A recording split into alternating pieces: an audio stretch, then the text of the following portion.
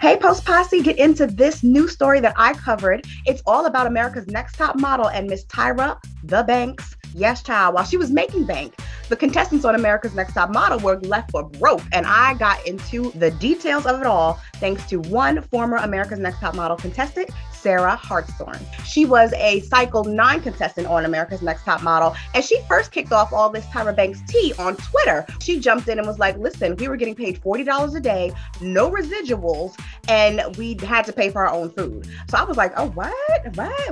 And Tyra had them pretty much working for free, working long hours, sleepless nights. I mean, they were just going off trying to do whatever it took to become models. And when I reached out to Sarah Hartshorne, she clarified that they were paid $40 a day, but really she received a $38 food stipend.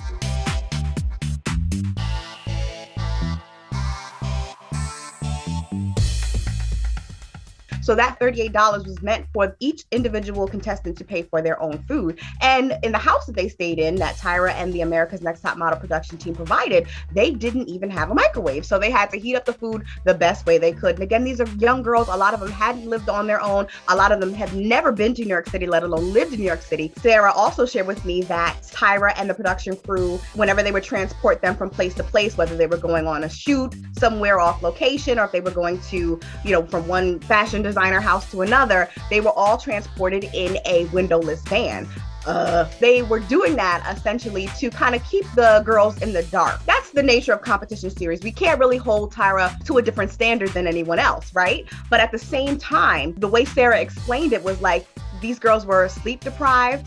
They were left in the dark. So a lot of times when they would get out of the van, they were completely confused as to what was going on. And because so many of them wanted to be famous, they wanted to have this level of notoriety as a top model and to be a participant on the show.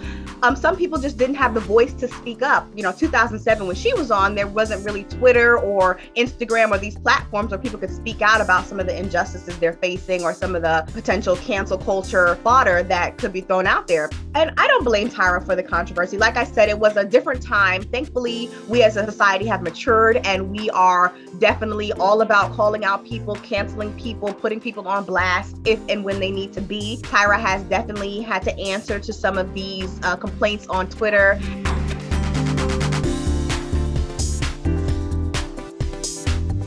And I hope that if she's asked or pressed further, she'll be open and honest and apologetic because, some of it was a little harsh. But again, she was one of the many at that time that was just doing anything and everything for reality TV. We have so many instances, you name it, Real World, Love and Hip Hop, Teen Mom, 16 and Pregnant. These shows across the board just had so many things that we as audience members were so shocked to see and so shocked to find out afterwards. So it's not Tyra's fault. I'll blame the reality TV world of like 2000 to 2015. I hope and pray that we do better moving forward.